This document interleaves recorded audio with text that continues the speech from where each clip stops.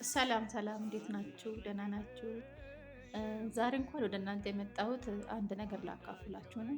እግዚአብሔር ስለኔ ያደረገውን ነገር ድንቅ ነገር ላካፍላችሁ ነው ወደ እናንተ ወደዚህ ብቅ ያልኩት እና ቁጭ ብዬ ሳስብ እግዚአብሔር ያደረገልኝ ብዙ ነገር ነው እና ለምን ትንሽ የቪዲዮ ለወገኖቼ አላስተላልፍም በሚል ነው ወደ እናንተ የመጣሁት ማለት ነው።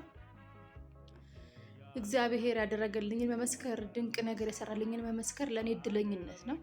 ምክንያቱም እግዚአብሔር የሞትን አዋጅ ገልብጦ ሲያኖረኝ ለሌላ ሰው ትምህርት እንዲሆን ነው ማለት ነው። እኔ በዚህ ሃይማኖት ውስጥ አልነበርኩም። አሞኝ ነበረ።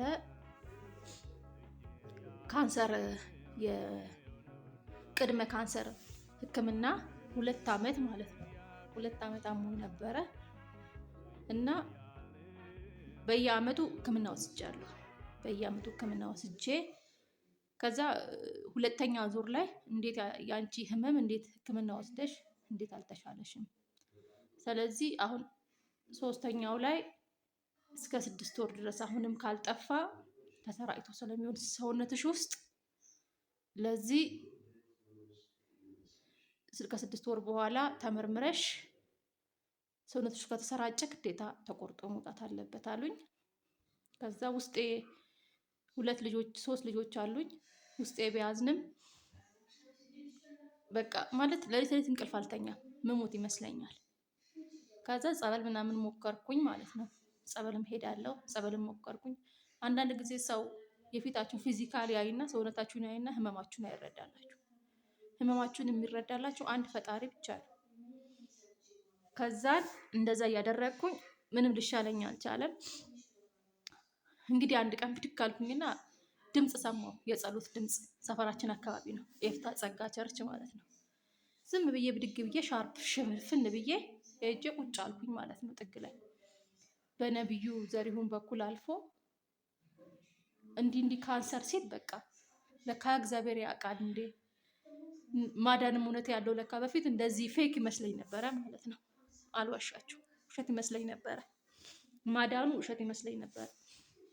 እንደዚሁ በቃ አለ አይደለ፣ በብር ምናምን ተገዝተው እንዲህ ምናምን በቃ ለራሳቸው እንትን ይመስለኝ ነበር።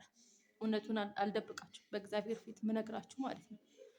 ከዛ እንደዛ ብድግ አልክ ተነሻለኝና እንዲህ ካንሰር በሽታ እንዲህ የሰይጣን አሰራር በልብስ ላይ ተሰርቶብሽ ከ2 ዓመት በፊት እዚህ አልነበርሽም ሲለኝ የተናገሩ ነገር ሁሉ እውነት ነው። አሁን ቪዲዮ እኔ እንጃ ውስጥ የተነስተነሽ ተናገር ስላለኝ ነው የምናገረው ማለት ነው።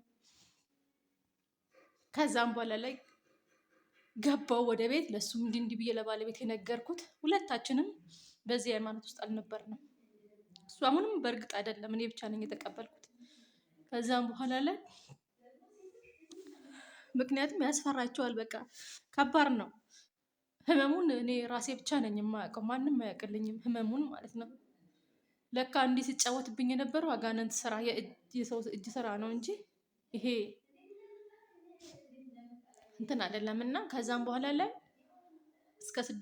አሁን ቀጠሮ አለሽ ለ6 ወር እንዲህ ያለኝ ያለው ነገር ሁሉ ነገረኝ ማለት ነው በእግዚአብሔር ፊት። ከዛን በቃ 6 ወር እስክደርስ ድረስ እንደ ነፍሰ ጡር ሴት ቀኔን መቁጠር ጀመርኩ። ከዛ ወረቀቱን አሁን አጋጣሚ ነው የቀረጽኩላችሁ እና አሳያችሁ ነበረ። ወረቀቱን አሁን ራቃ ያለ ቦታ አስቀምጬ ነው እንዲህ አጋጣሚ ነው ራሱ ቪዲዮን ለመስራት የተነሳሳሁት ማለት ነው። ከዛም በኋላ ላይ 6 ወር ሞላ። 6 ወር ሞላ። ሄጄ ስታይ ሐኪሞች ተገረሙ፣ እኔም ተገረምኩ። በቃ ማለት እውነት ሊመስለኝም አልቻለም ማለት ነው። ተገረምኩ፣ በቃ ተደነቅኩኝ። ሐኪሞችም እንኳን ደስ ያለሽ ሲሉኝ በቃ ነገ እንትን በሽታው የለብሽም አሉኝ። የወረቀት ምስክርነት ሰጡኝ። እግዚአብሔርን አመስግኑልኝ፣ እግዚአብሔር ድንቅ ነገር አድርጎልኛል። እና አንዳንድ ጊዜ በእጅ ያዙት ወርቅ እንደ መዳብ ይቆጠራል እንዳይሆንብን እግዚአብሔርን እምላችሁ። ማዳን አጠገባችሁ ጋር ሆኖ እናንተ ሩቅ ቦታ አትሂዱ።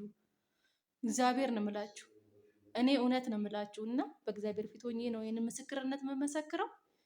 ይሄንን ቪዲዮ የሰራሁትም እንደኔ ለእኔ የምትሰቃዩት ውስጥ ለውስጥ ህመም የምትሰቃዩት ማዳን የትም የለም፣ በእግዚአብሔር ቤት ብቻ ነው። የትም ቦታ አትዙሩ።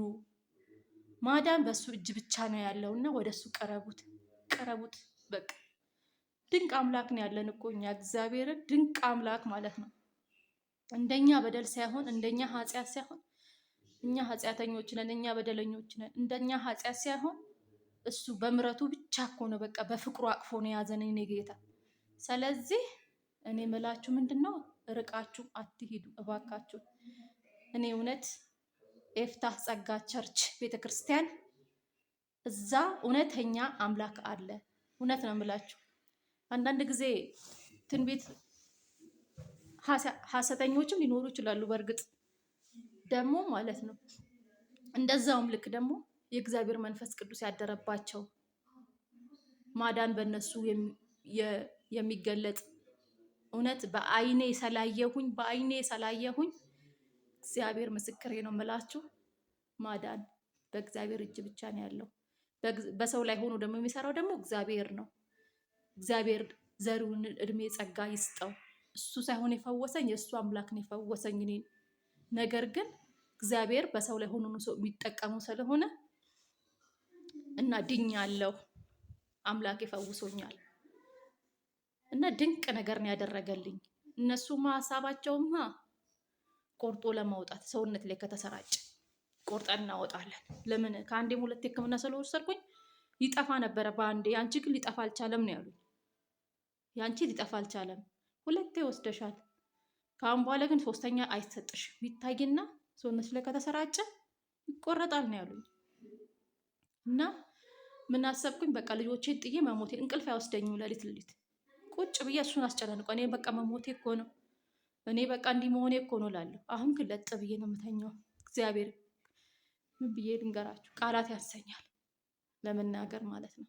ስለዚህ እንደኔ ያላችሁ የተሰቃያችሁ ያላችሁት እግዚአብሔር ማለት ፈውስ አለ በዛ ቤትና ሼር አድርጉላቸውና ይህን ቪዲዮ